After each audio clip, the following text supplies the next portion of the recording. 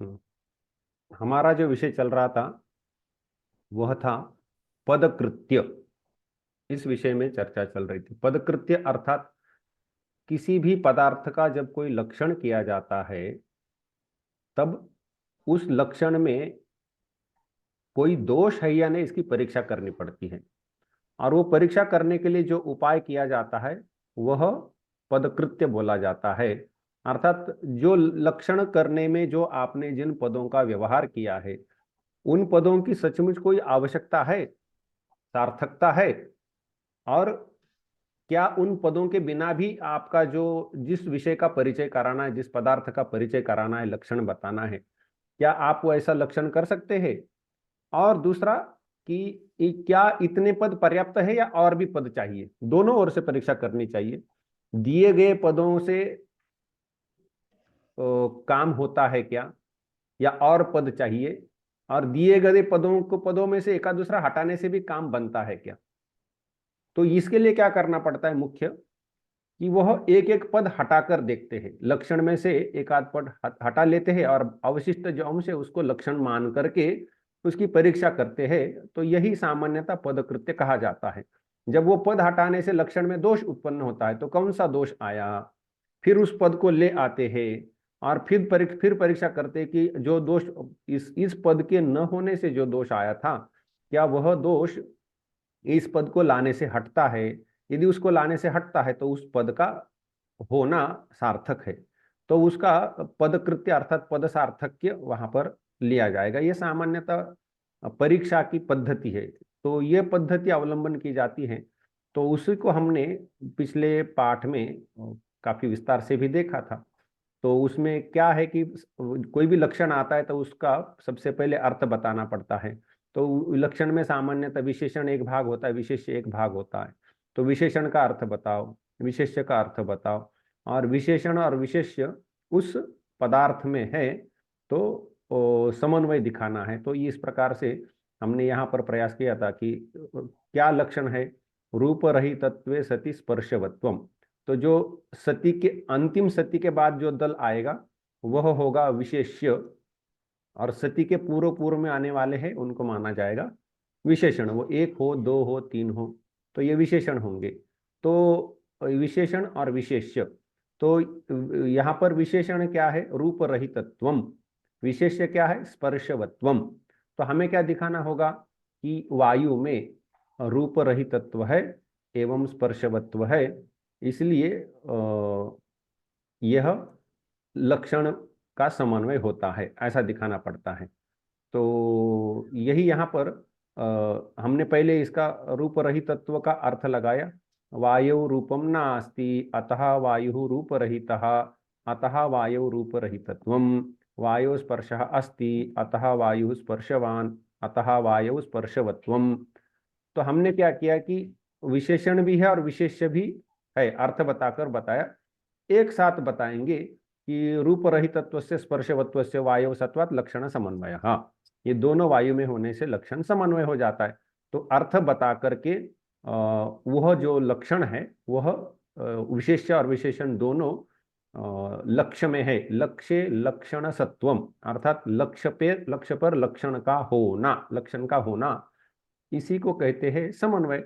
तो यहाँ पर समन्वय दिखाने का प्रयास होता है। तो कोई भी हमारे सामने जब पदकृत्य के लिए कोई लक्षण दिया जाएगा तो पहले उसका अर्थ बताना है, उसका समन्वय दिखाना है। ये अब इसके अंदर हमने थोड़ी सी चर्चा की थी, सत्वात आदि जो कैसे होता है इसकी चर्चा की है, उसके बारे में और अंदर नहीं जाएंगे।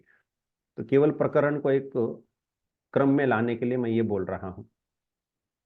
तो इस प्रकार से ये हमने देख लिया। अब इसकी भाषा जब परीक्षा शुरू होती तो क्या होता है कि अब यह लक्षण है रूप रहित तत्व सति स्पर्शवत्वम। तो उसका एक दल लिया जाएगा।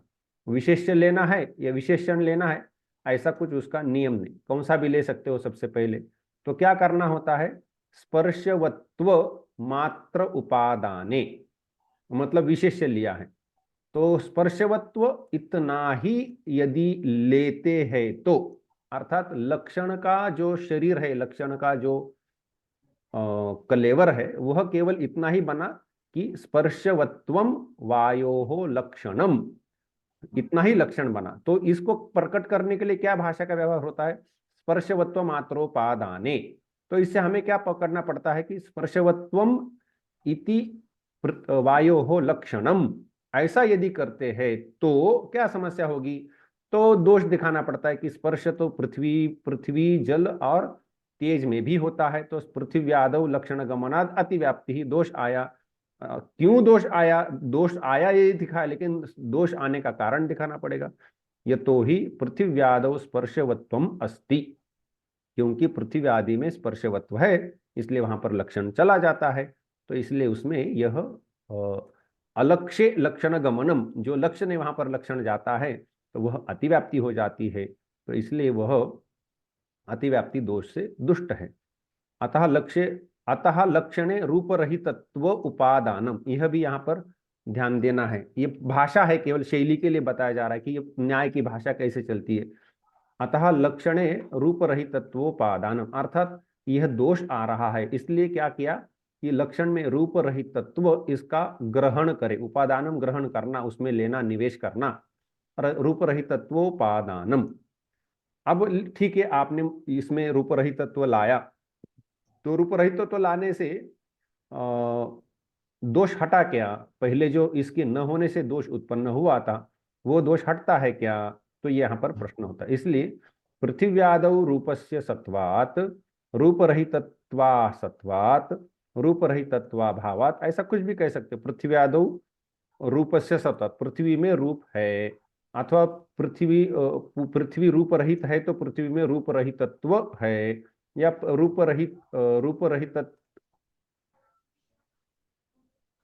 रहितत्व नहीं है, या रूप रहितत्व का अभाव है। इस प्रकार से लक्षणम तत्र न गच्छति अतः न अतिव्याप्ति ही, इस प्रकार से दोष दूर हटा दिया गया। तो यही पर विशेष यहाँ पर लिखा है, विशेषणे सति विशेष्यम पदार्थ से लक्षणम, ऐसा सामान्यतः होता है। अर्थ बताते समय विशेषण से अर्थ, विशेष्य से अर्थ, ऐसा बताना पड़ता है, समन्वय करना पड़े। विशेषणम पदार्थे वर्तते, विशेषम पदार्थे वर्तते, विशेषण विशेषण हो गया, बोलकर समाप्त हो चुका। हमने इसको इतना अंश भी अभी कर लिया है कि विशेष्य मात्रोपादाने अमुके लक्षण गमनाद अतिव्याप्ति ही अव्याप्ति ही, जो भी दोष आएगा, इति हेतु हो अमुकस्य विशेषात इत्यादि। अतो विशेषणोपादानम, इसलिए विशेषण का ग्रहण करना चाहिए। इति हेतु हो अमुकस्य विशेषणाभावान्नात् इत्यादि। ये सामान्यतः ऐसी भाषा है। अब इसमें जो क्रम है कि पहले दल त्याग करना है। दल त्याग करना किससे पता चलता है? विशेष्य मात्रोपादाने दल त्याग पता चलता है। दोषोद्भव लक्षण गमनात् अतिव्याप्ति ही, दोष हेतु, दोष क्या, क्यों दोष हुआ? तो अमुक से विशेष्यात आदि, दोष निवारण के लिए अतः पदोपादानम, अतः विशेष्योपादानम, और उसके बाद उसका कारण देना है कि दोष वारण प्रदर्शनम, दोष निकल गया, ये दिखाना पड़ता है। ये सामान्यतः समझ में आने वाली बात है। तो इसीलिए यह यहाँ पर हमने आलोचना की थी, एक अंश हमने चर्चा कर ली थी। अब दूसरा अंश, इसको थोड़ा सा पढ़कर समझ लेते हैं, इसमें क्या कोई कठिनाई आ रही है? तो रूप रहितत्व मात्रोपादाने, रूप रहितत्व मात्रोपादाने अर्थात रूप रहितत्व इतना ही यदि लक्षण करते हैं तो, अर्थात जो रूप रहितत्व सति स्पर्शवत्वम, स्पर्शवत्वम इतना अंश छोड़ दिया, रूप रहितत्व इतना ही अंश यदि लक्षण में रखते हैं तो आकाश आदौ लक्षण गमनात्, आकाश आदि में लक्षण जाने से अतिव्याप्ति होती। अब क्या है कि लक्षण क्या हुआ? रूप रहितत्वम, इतना ही लक्षण हुआ, मतलब रूप का न होना।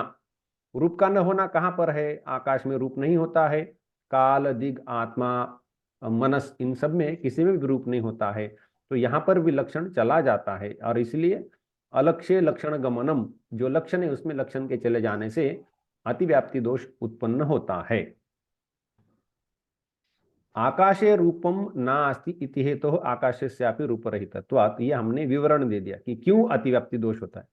रूप रहितत्व मात्रोपादाने लक्षण गमनाद अतिव्याप्ति, लक्षण जाता है इसलिए अतिव्याप्ति, लेकिन जाता है क्यों जाता है? तो ये यहाँ पर दे दिया कि दोष उत्पन्न हुआ। दोष क्यों उत्पन्न हुआ? अब क्या करना पड़ेगा, दोष वारण के लिए पद का उपादान करो। अतो, अतः, अतो नहीं होगा, अतः होगा। अतः स्पर्शवत्वोपादानम, स्पर्शवत्व, इसलिए स्पर्शवत्व का उपादान अर्थात लक्षण में ग्रहण किया है। अब ठीक है, आपने इस पद को लाया, तो ये बताइए कि इसके लाने से हटा क्या, जो पहले दोष उत्पन्न हुआ था, अतिव्याप्ति रूपी जो दोष उत्पन्न हुआ था, वो हटता है क्या, ये बताओ। तो इसलिए हम यहाँ पर प्रयास करते हैं कि आकाशे स्पर्शो नास्ति, आकाश में स्पर्श नहीं है। इति हेतु हो आकाशस्य स्पर्शवत्वाभावात्, इसी कारण से आकाश में स्पर्शवत्व का अभाव है, अर्थात स्पर्शवत्व आकाश में मिलता नहीं, और इसलिए यह लक्षण वहां पर नहीं जाएगा।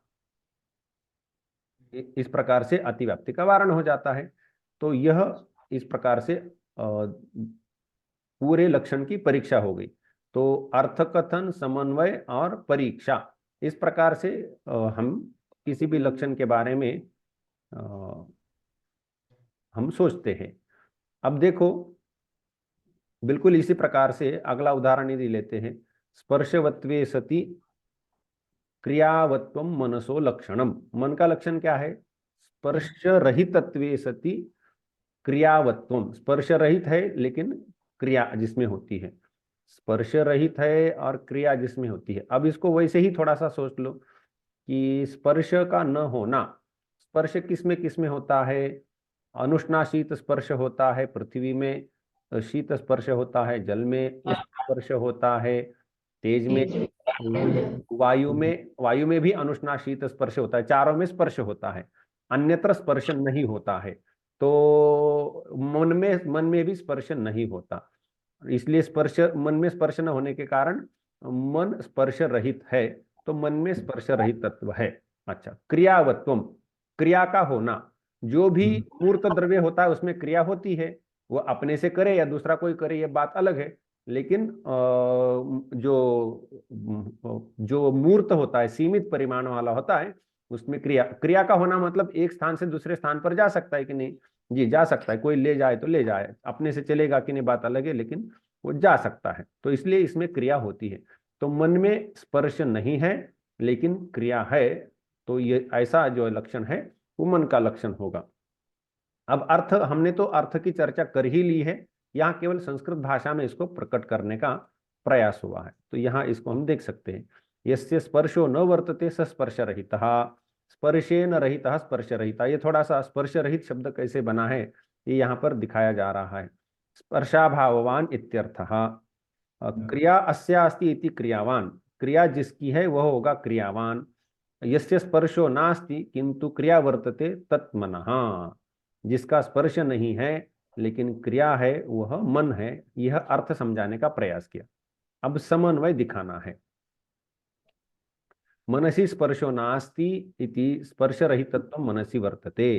तो ये क्या है कि स्पर्श रहितत्व विशेषण, विशेषण हमारे लक्ष्य पर है ऐसा दिखाया, विशेषण है, तो स्पर्श रहित तत्व लक्ष्य हमारा मन है, तो स्पर्श रहित तत्व मन में है, ये दिखा दिया। मनः परमाणु परिमाणम, मन कैसा है, परमाणु परिमाण है। इति मनसः मूर्तत्वात् क्रिया अपि मनसि वर्तते। इससे क्या होता है कि मन मूर्त है, सीमित आकार वाला है, इसलिए क्रिया भी मन में होती है। इति एवं क्रियावत्वम मनसि वर्तते। इससे क्या पता चलता है कि क्रियावत्व जो है वह मन में है, और इसलिए लक्षण का समन्वय हो गया, अर्थात जो लक्षण किया हुआ था उसका विशेषण और विशेष्य लक्ष्य पर मिलता है, तो लक्षण का समन्वय हो गया। अब देखते हैं कि ठीक है, लक्षण का समन्वय हो गया, लेकिन ये लक्षण में कोई दोष है या नहीं ये तो देखना बाकी है। समन्वय तो कर दिया, समन्वय से निर्दोष लक्षण ऐसा नहीं कह सकते, तो इसलिए परीक्षा करनी चाहिए। परीक्षा करने के लिए हमें यहाँ पर इस प्रकार से क्या करना पड़ेगा, दो अंश, स्पर्श रहित तत्व और क्रियावत्व, तो एक एक अंश का ग्रहण करेंगे। तो क्रियावत्व सब सामान्यतः सबसे पहले लिया जाएगा विशेष्य, ठीक है। क्रियावत्व मात्रोपादाने पृथिव्यादौ लक्षण गमनाद अतिव्याप्ति। क्रियावत्व, क्रिया का होना, तो क्रियावत्व किसमें है या क्रिया किसमें किसमें होती है? तो पृथ्वी, जल, तेज, वायु, इन चारों में क्रिया होती है। तो इसलिए पृथ्वी आदौ लक्षण गमनात् अतिव्याप्ति है, वही यहाँ पर अतिव्याप्ति बताए। वो क्या कारण है यह यहाँ पर बता रहे हैं। पृथिव्यादौ अपि क्रिया वर्तते इति हेतुः पृथिव्यादीनाम अपि क्रियावत्वम, कारण बताया। दोषोद्भव किया, पहला क्या किया कि पदापसारणम, पद हटाया, फिर दोषोद्भव, दोष दिखाया, फिर दोष क्यों आता है इसका कारण बताया। अब निवारण के लिए पदोपादानम करना है। तो अतः स्पर्श रहितत्वोपादानम, इसलिए लक्षण में क्या करना है? स्पर्श रहित तत्व का उपादान या ग्रहण करना है। तो इसका ग्रहण यदि करते हैं तो पृथिव्यादिषु स्पर्शो वर्तते, तो क्या दिखाना है कि दोष दूर हो रहा है, ये दिखाना आवश्यक है। तो दोष दूर होना ये हो रहा है, ये दिखाने के लिए क्या है? पृथिव्यादिषु स्पर्शो वर्तते इति हेतोः पृथिव्यादीनाम स्पर्श रहितत्वाभावान नातिव्याप्ति। पृथिव्यादि में तो स्पर्श होता है और इसलिए पृथ्वी आदि क्या है? स्पर्श रहित नहीं है। तो उसमें स्पर्श रहित नहीं तो स्पर्श रहित तत्व का उनमें अभाव है, और इसलिए लक्षण वहां नहीं जाता है। तो रूप क्या क्या लक्षण किया था? स्पर्श रहितत्व। स्पर्श रहितत्व, तो स्पर्श स्पर्श हमने चर्चा तो कर ही लिए, स्पर्श का न होना, यह पृथ्वी में स्पर्श है, स्पर्श का न होना नहीं हो सकता। जल में स्पर्श है, स्पर्श का न होना नहीं हो सकता। तेज में स्पर्श है, उसमें भी स्पर्श का न होना नहीं हो सकता। वायु में स्पर्श है, स्पर्श का न होना नहीं हो सकता। और का आकाश, काल, दिग, आत्मा, इनमें स्पर्श होता ही नहीं है। इसलिए इनमें स्पर्श रहित तत्व है। हाँ, है ना, स्पर्श रहित तत्व इनमें है। जिनमें स्पर्श था उनमें स्पर्श रहित तत्व नहीं था। अब चार आए हैं जिनमें स्पर्श रहित तत्व है, लेकिन क्रिया नहीं है। स्पर्श रहित तत्व है का आकाश, काल, दिगात्मा में यह विशेषण मिलता है, लेकिन क्या नहीं मिलता है? क्रिया नहीं मिलती। और पहले जो चार थे, पृथ्वी, जल, तेज, वायु, इनमें क्या था? क्रिया थी, लेकिन स्पर्श भी था, स्पर्श रहित तत्व नहीं था। तो इसलिए ऐसा लक्षण बना दिया कि जिसमें स्पर्श नहीं है लेकिन क्रिया है, तो यह मन है। तो यह केवल मन में ही मिलता है, बाहर नहीं जाता। इसीलिए अब यहाँ पर दूसरा दोष दिखाने का ये प्रयास है।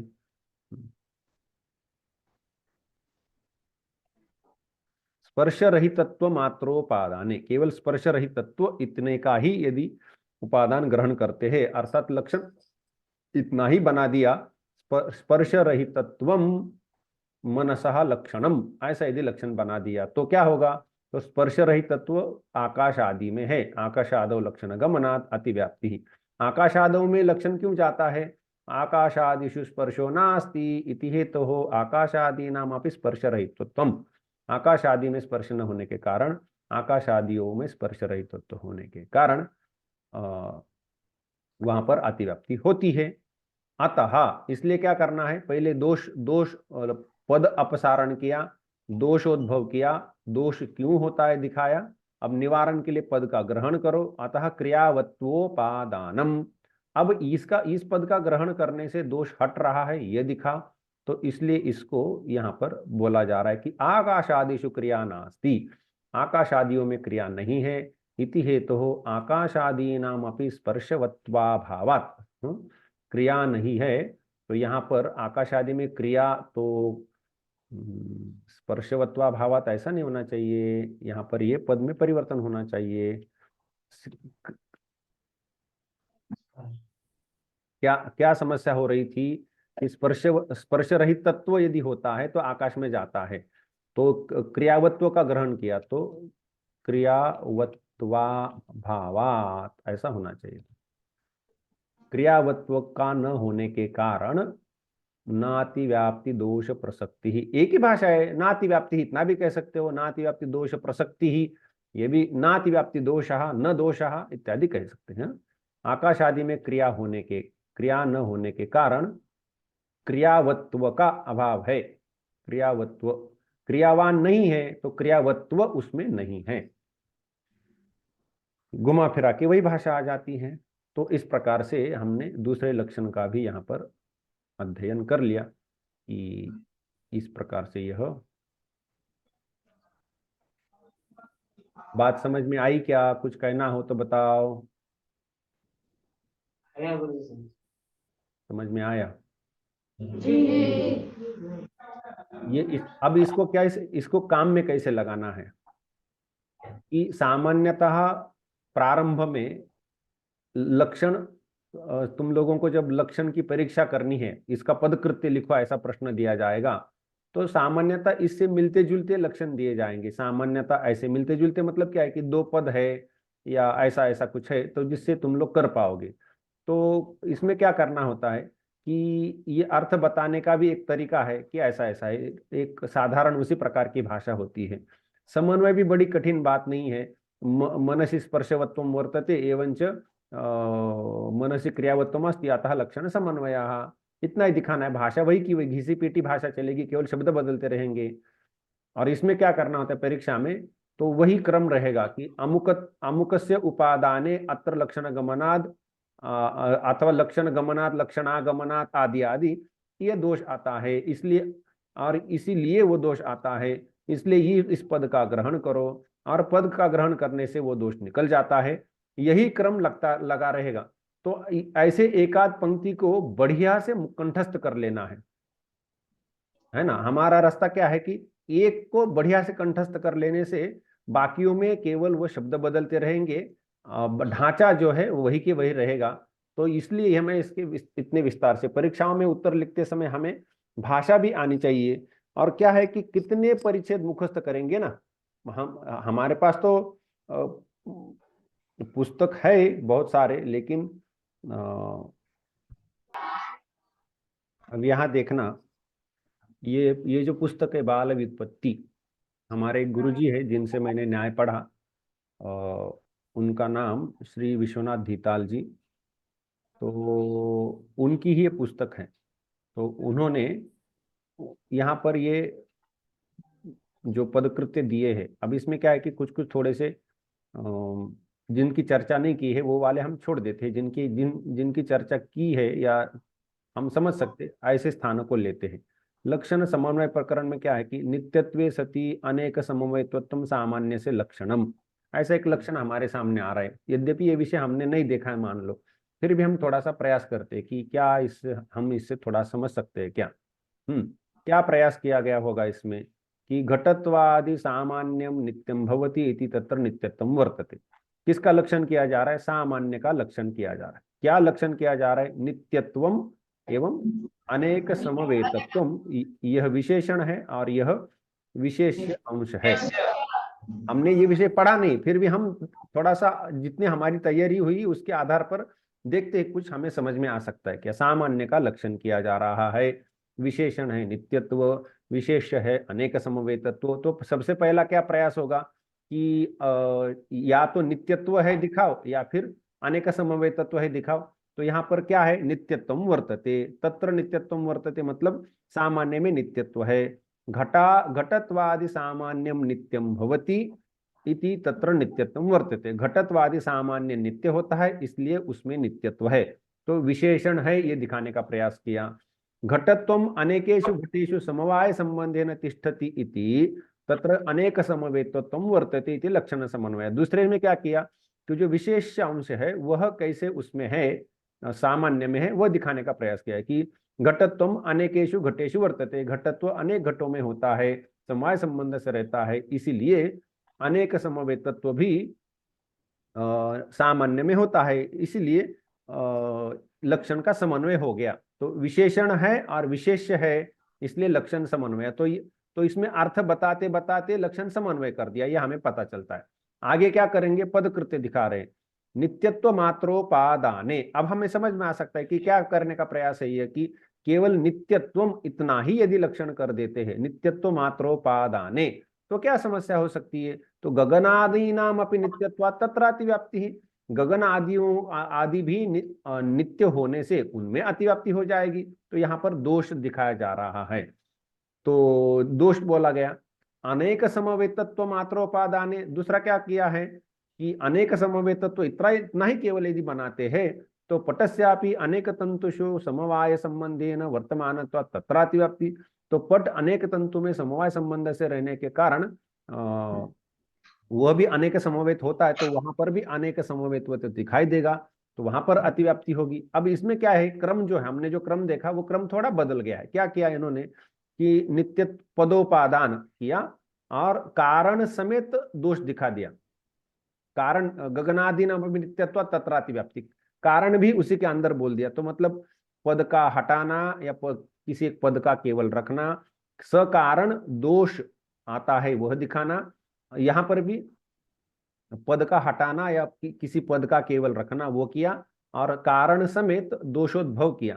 अब एक साथ ही दोनों पदों को ला करके बोल देंगे कि यह हट जाता है। तो नित्यत्व पदोपादाने च पटादो नित्यत्व अभाव नातिव्याप्ति। तो नित्यत्व का उपादान करने से पटादि में नित्यत्व का अभाव होने से नातिव्याप्ति, ऐसा बोल दिया। तो मोटे तौर पर हमें समझ में आता है कि क्या हो रहा है, किस दिशा में गाड़ी आगे बढ़ रही है, ये हमें समझ में आ सकता है। जैसे यहाँ पर नित्यत्व सति संबंधत्व समवाय से लक्षणम, क्या करेंगे कि पहले अर्थ बताएंगे, समन्वय करेंगे और दोष दिखाया जाएगा और समन्वय कर दिया जाए, ये दोष हटा दिया जाएगा। समवाय से नित्यत्वा तत्र नित्यत्व वर्तते, समवाय नित्य होने के कारण उसमें नित्यत्व होता है। एवं समवाय से संबंधत्वात् तत्र संबंधत्व में वर्तते, समवाय संबंध होने के नाते उसमें संबंधत्व भी रहता है। इति लक्षण समन्वय, तो नित्यत्व भी है संबंधत्व भी है, इसमें उसमें लक्षण का समन्वय हो गया। अब ये कुल मिलाकर समझ में नहीं आ रहा है तो बात अलग है, लेकिन हम केवल शैली देख रहे हैं कि यह जो शैली है चारों ओर करीबन इसी भाषा में लिखा हुआ। नित्यत्व मात्रोक्तो अर्थात नित्यत्व इतना ही यदि लक्षण करते हैं तो गगनादौ अतिव्याप्ति ही, क्योंकि गगन आदि भी नित्य होते हैं। संबंधत्व मात्रोक्त, केवल संबंधत्व इतना ही यदि बोलते हैं तो संयोगादौ अतिव्याप्ति ही, ऐसा हो जाएगा। अतः उभयो पदयो उपादानम, इसलिए दोनों पदों का ग्रहण किया है। कहने का तात्पर्य है कि जब हमें शैली पता चलती है तो हमें सामान्यता क्या कर रहे हैं ये पता चल जाता है। अब इसमें क्या कठिनाई कहां तक आती है कि हमें विषय समझना पड़ेगा, तब जाकर के इसका ठीक ठीक अर्थ समझ में आएगा। लेकिन अब क्या है कि जो शैली के कारण हमें यह इसमें कम से कम थोड़ा बहुत हम विचार कर सकते, आगे बढ़ सकते, इतना साहस हमें हो जाता है। हमारा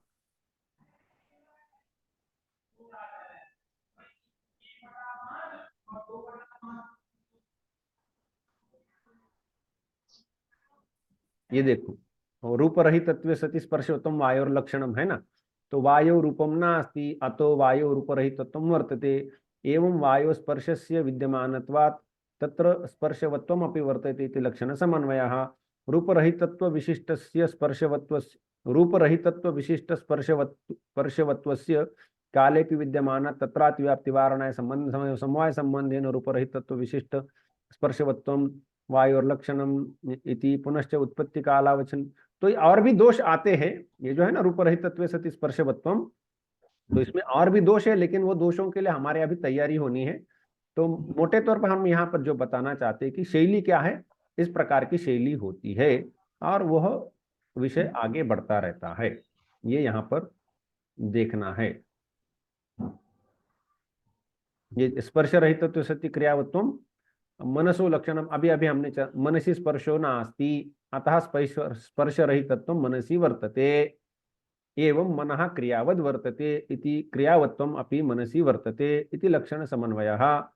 अत्र क्रियावत्व मात्रोक्तौ पृथिव्यादौ अतिव्याप्ति ही, क्रियावत्व इतना ही यदि बोलते हैं तो पृथ्वी आदि में अतिव्याप्ति हो जाएगी। अतः स्पर्श रहितत्व विशेषणम, इसलिए स्पर्श रहितत्व ये विशेषण शरीर में लिया जाना चाहिए। तथा पृथ्वी आदि स्पर्श रहितत्वाभावान नातिव्याप्ति, पृथ्वी आदि में स्पर्श होता है, स्पर्श रहित नहीं होते वो, इसलिए स्पर्श रहितत्व उनमें नहीं होता है, इसलिए अतिव्याप्ति नहीं होती। स्पर्श रहित तत्व मात्रोक्त, तो चलो ऐसा लक्षण करते स्पर्श रहित तत्व, तो गगनादो अतिव्याप्ति, क्योंकि उनमें स्पर्श नहीं होता, इसलिए क्या करना है क्रियावत्व उपादानम, क्रियावत्व का उपादान करते हैं।